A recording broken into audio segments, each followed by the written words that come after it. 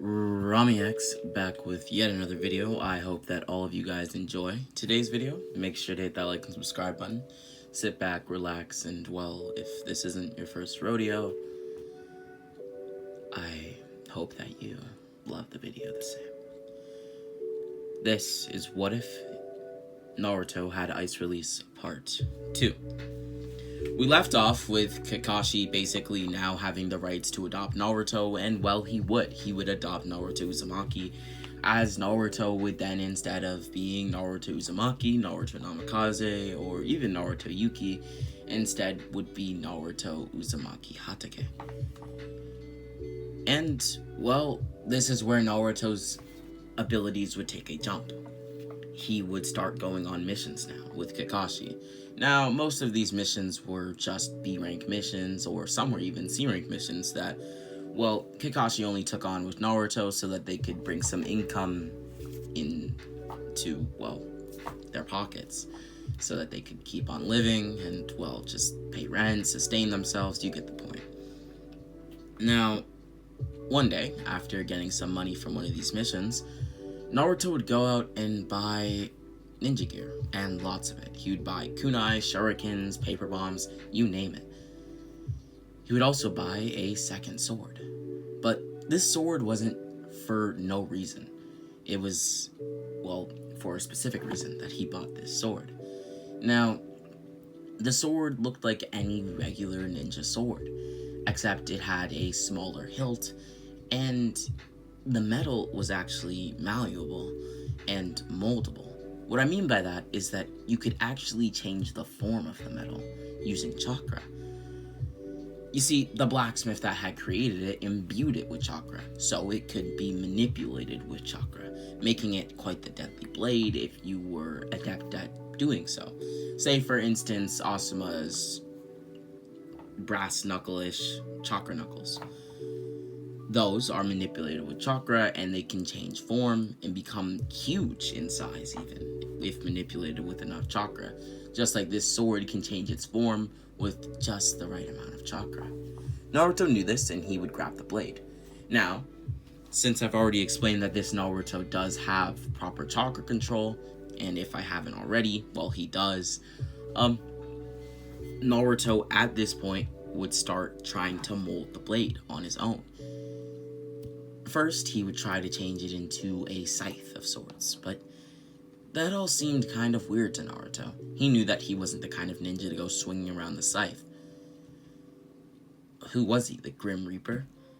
But he did know that he had a Kekkei Genkai, known as Ice Release, and that Kekkei Genkai could possibly mold the sword. He knew that when he got really, really angry against Dara, that, well, he created an ice sword. So what if this sword was his ice blade, and at any moment it could become one? Because the only problem with Naruto's ice swords was that the moment that, well, they stopped being connected to Naruto, they shattered into pieces, into little ice shards. That's exactly what happened in his fight with Dara. After he was done stabbing Dara and he dropped his blade to the floor, it crumbled into about 1 million shards of small ice. And so he thought to himself, what if instead, now that I have this sword, I can coat it in Ice Release, and it can become quite literally an ice sword, but not just for, say, one attack and then I put it down and it's done for, but instead a much longer duration of time. Say, for instance, months, years. So that since it forms with the blade, only when the ice shatters and the blade breaks will the ice break that's coated onto the blade. This made perfect sense for Naruto, and it actually worked. He would be able to create a quite literally lasting ice sword. One that couldn't be affected by just dropping it on the ground, because it wasn't just ice. It was also now iron, mixed with ice. Now, with that being said, as I stated, Naruto would be going on plenty of missions with Kakashi. Now, it wouldn't be until 1 year after his fight with Dara that he would stumble into a real challenge. something that actually proved to be life-threatening for both Kakashi and him. They were going on a regular old B-rank mission, but something was odd about it. You see, the job that they were meant to do was they were going to go to a village close to the outskirts of the Hidden Leaf, and they were just going to deliver a document. Now, this wasn't the biggest document ever, it wasn't super important, but it was just the village wanting to run a treaty by the Leaf Village. They wanted to have peace with the Leaf, and well, they didn't want to send any of their ninja out because they didn't have any ninja, which is why they hired Naruto and Kakashi Hatake. Now, with that being said, they kindly accepted the offer, and they would go to the village. Now, also with that being said, after arriving in the village, something was off, because on the way back to delivering the document, they were ambushed. It seemed that they did actually have ninja, but that the ninja there did not like the Hidden Leaf Village for whatever reason. Naruto believed that it was probably some sort of quarrel with them developed many years ago, and Kakashi, well, stuck on to that theory as well, as it was the only plausible thing.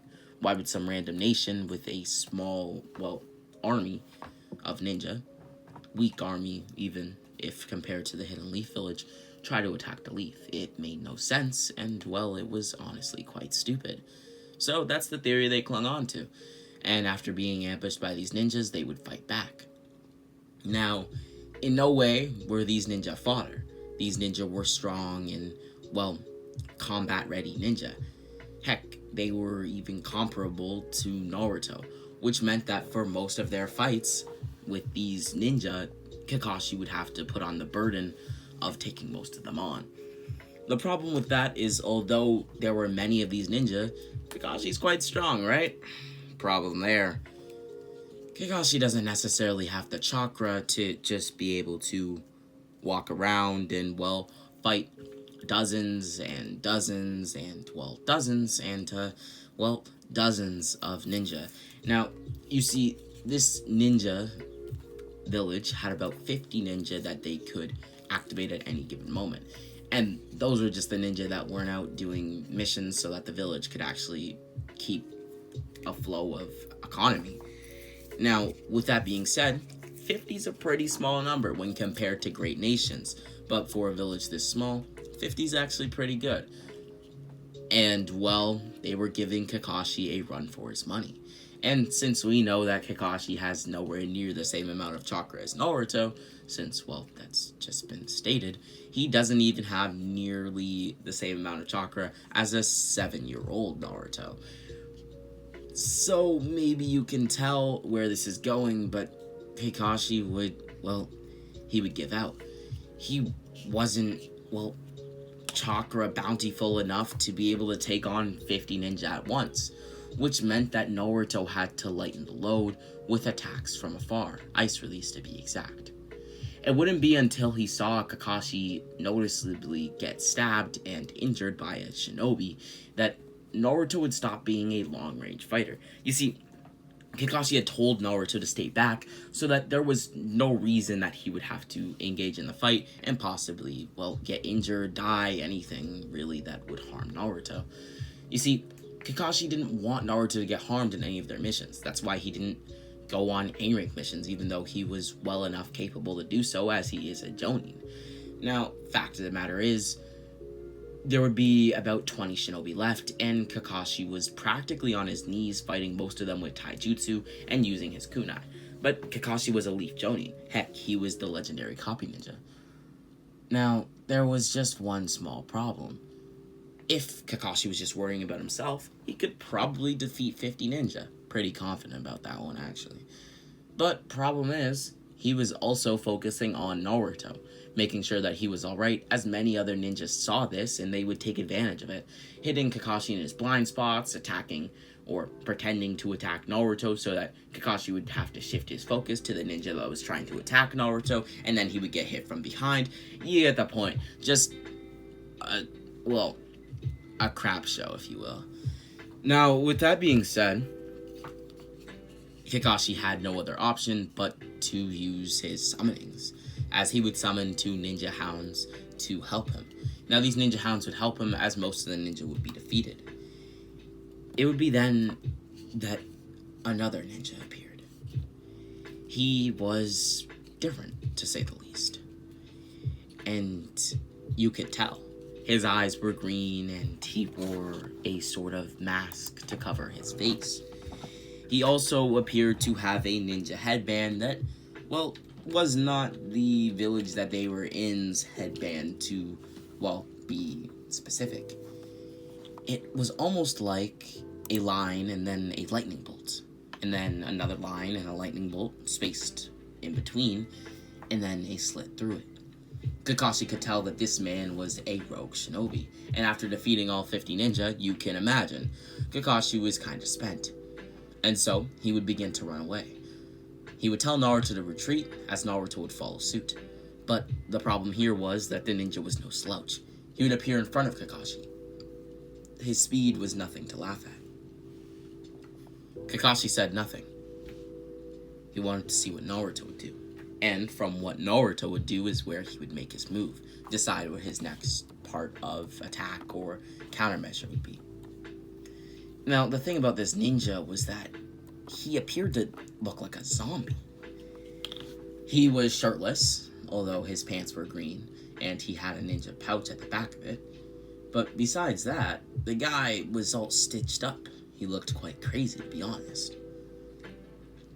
Now, what they didn't realize was that on his, pants was red flames. Red flamed clouds. Whilst his pants were black. And maybe you can see who this is. This is 𝘾𝙍𝙄, the rogue ninja from the land hidden within a waterfall. Now, with that being said, Kakashi didn't know this. He didn't know any of the abilities of 𝘾𝙍𝙄, and so he could do nothing but attack. And so 𝘾𝙍𝙄 and Kakashi would get into a fight. I see no reason why 𝘾𝙍𝙄 would immediately pull out his hearts, as, there's no reason to. He himself is already one heart, and he doesn't need his 4 other hearts to help him. But Naruto, who was watching this battle occur, realized that there were 4 masks on his back. These are 𝘾𝙍𝙄's other hearts. Naruto, for some reason, got the idea to freeze them, which he would do, attacking 𝘾𝙍𝙄 from behind as his back grew stiff, which allowed Kakashi to get the upper hand and actually hit him more and more. Eventually, Kakashi would jump back, creating distance between him and 𝘾𝙍𝙄, as Kakashi would ask Naruto to quickly stall 𝘾𝙍𝙄. Naruto would do so, sending a magnitude of paper bombs, shurikens, and kunai at him. He would then use a jutsu that he called Paper Bomb Barrage, as he would take a shadow clone and basically just make it hold a ton of paper bombs and explode the shadow clone after it latched onto his target. He would do so as the shadow clone jumped onto 𝘾𝙍𝙄. 𝘾𝙍𝙄, trying to throw it off, would then be exploded on with a ton of paper bombs. Don't take that the wrong way. I don't want to get any comments, because some people just take the things I say wrongly. I'm just kidding. It's completely fine. I love what I do, and this would be the perfect time to like and subscribe. Now, with that being said, 𝘾𝙍𝙄 had noticeably taken a hit. Actually, half of his face seemed to be, let's just say he looked like Two-Face. Now, with that being said, Kakashi's Chidori was ready, as he would stab 𝘾𝙍𝙄 right in the heart. 𝘾𝙍𝙄 would then die, but unfortunately for both Kakashi and Naruto, it seemed like his back was starting to melt a little. You see, the lightning created a sort of heat bubble around 𝘾𝙍𝙄. But also, lucky for them, Kakashi pierced through 2 of 𝘾𝙍𝙄's hearts at once.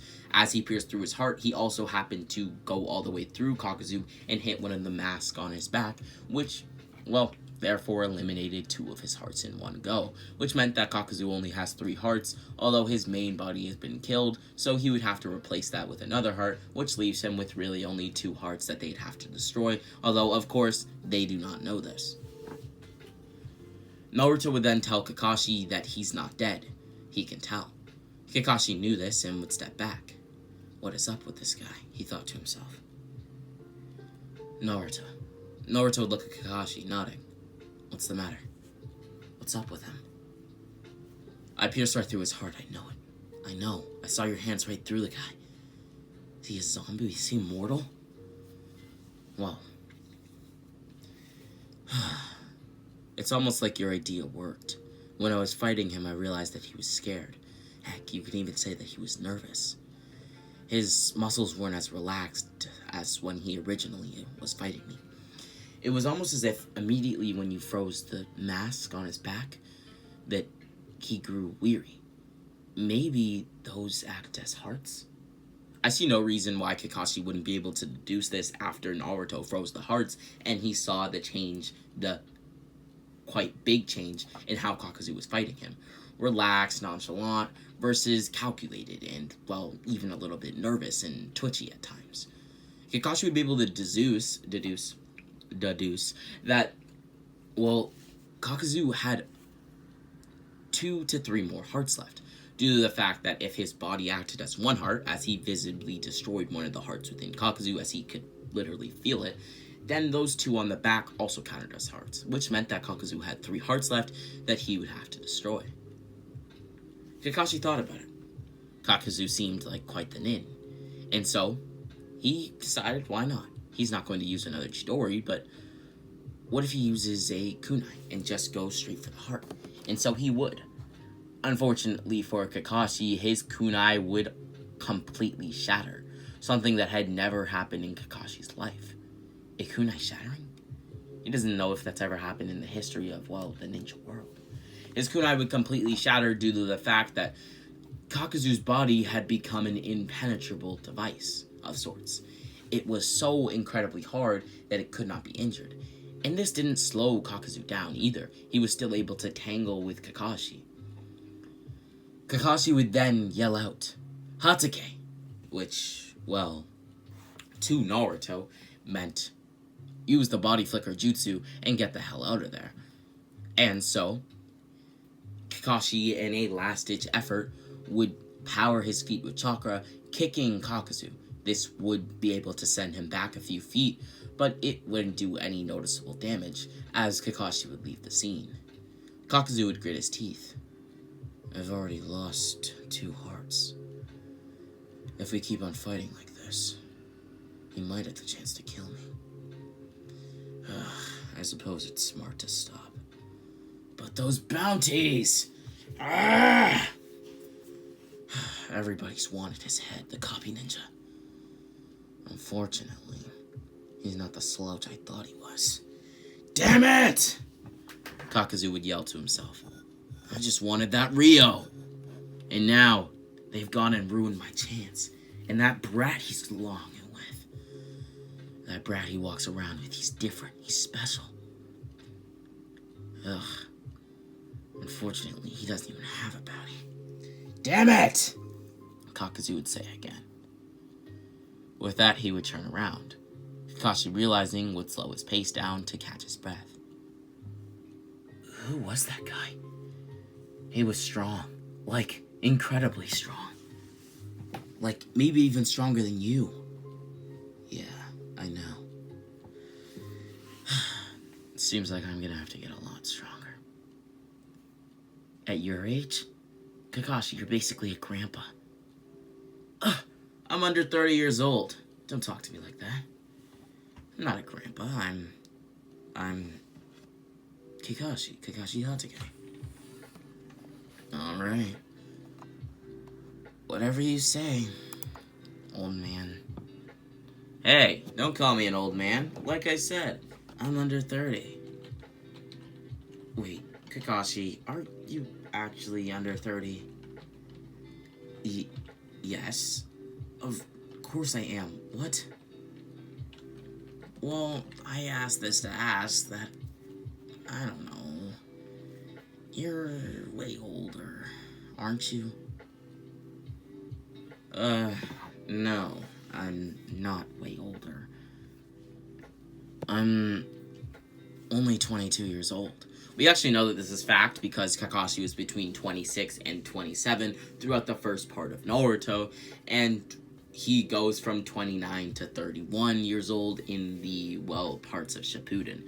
Now, with that being said, that's a fact, so Kakashi wasn't actually lying when he said he was 22 years old. Naruto would almost gasp. You're 22? You can barely drink sake. Hey, that's not true. I've been drinking sake since Never mind. Kakashi would say nothing as they headed back to the Leaf Village. They managed to deliver the document as they would get paid by the village, although with some skepticism. Kakashi and Naruto would personally travel to the village, as they would ask the village's leader, whose name happened to be Supato, what the matter was, why they were attacked by so many ninja. Supato would explain that during his creation of the village, there was a rogue faction. Those were the members of the rogue faction, and that he sincerely apologized and hoped that it did not sour the relationship between the Leaf and, well, his own land. Supato was a fitting name because, well, the village was known as the village hidden within soup. They would drastically increase their economy by joining up with the Leaf Village, and the Leaf would benefit from it too. A variety of different soups had entered its lands, and even became a new point of tourism for both nations. The Leaf gained tourism from people who wanted to try the soups and see the village, and, well, the Leaf gained, the soup village gained tourism from the Leaf due to the fact that villagers wanted to see where the soup came from, the nation where it was derived from. Now, with that being said, some more time would pass and Naruto would now be 8 years old. He would enlist in the academy and he would breeze through it. He already had proper chakra control, he already could use a shadow clone, he already had a variety of jutsu using his ice release, although had not yet even tapped into a single chakra nature, and he had proper kenjutsu use, he could deduce certain situations, he was more smart than anyone in the room, let alone his battle sense, which was on the level of even people like Kakashi at his very, very, very young age. Now, with that being said, how fast does he go through the academy? Well, it would take him about a year, which puts him in the discussion for, well, one of the fastest people to ever graduate from the academy, and he would immediately become a genin, no questions asked.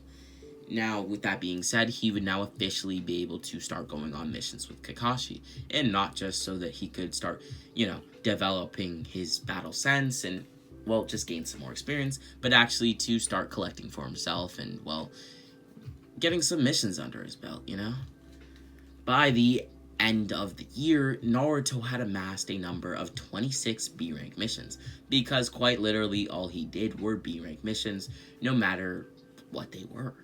Heck, if it was he had to travel around the world to the, Hidden Stone Village and, well, deliver something from there to another nation, and, well, there was the chance of being ambushed, he didn't care. It didn't matter. If it was a B-rank mission, he took it. This was because they seemed to be the most normal, yet also unpredictable. You see, they seemed to be the most normal because they were exactly as described. You're gonna do this, there's not the highest risk ever, but there's not the highest no risk ever. So it's, you get the risk and you get your reward.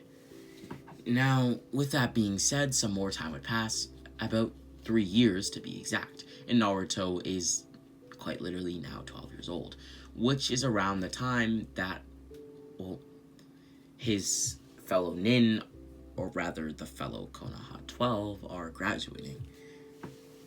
Now, with that being said, Naruto was far above his graduation class, but he had yet to ever be put under a Jonin captain.